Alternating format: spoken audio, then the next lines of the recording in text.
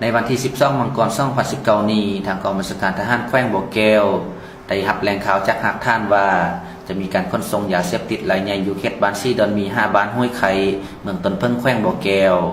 ดังนั้นทางกองบัญชาการทหารแขวงจึงได้แต่งตั้งให้ห้องการปกสกองปฏิบัติงาน034ของสืบข่าวไปสมทบกับกองหอยสายแดน122เพื่อติดตามอยู่เขตดังกล่าวตามการรายงานของหากท่านถึงเวลาประมาณ 10 โมงเช้าของวันที่13มังกร2019จึงได้พบเห็นรถเป๋าไม้อยู่เขตบ้านห้วยลม5บ้านห้วยไข่เมืองตนเพิ่งแขวงบ่อแก้วจึงได้กวดการรถกระบะวีโก้คันดังกล่าวหมายเลขทะเบียนนค5888กำแพงนครซึ่งขับขี่โดยเท้าทรงทออายุ27ปี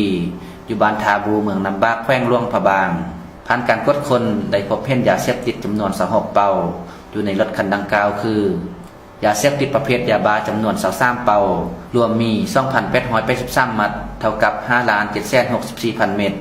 เฮโรอีนจำนวน3เป่ารวมมี90คู่เท่ากับ180แท่งและเงินบัตรไทยจำนวน 15,000 บาทผ่านการสืบสวนสอบสวนในเบื้องต้นผู้เกี่ยวรับสารภาพว่ายาเสพติดจำนวนดังกล่าวแม่นรับมาจากบุคคลบ่ฮู้ชื่อเพศชายอายุประมาณ27ปีอยู่บ้านซีดอนมีเมืองตนเพิ่งแขวงบ่อแก้วและจะไปส่งอยู่จุดนัดหมายจะได้รับเงินค่าจ้างเป็นเงินจำนวน200ล้านกีบแต่ยังบ่ทันได้รับเทื่อเมื่อไปฮอดจุดนัดหมายจะมีคนมารับเอาเครื่องแล้วจึงได้รับเงินปัจจุบันคดีดังกล่าวทางเจ้าหน้าที่ของพวกเฮาพร้อมดำเนินการสืบสวนสอบสวนขยายผล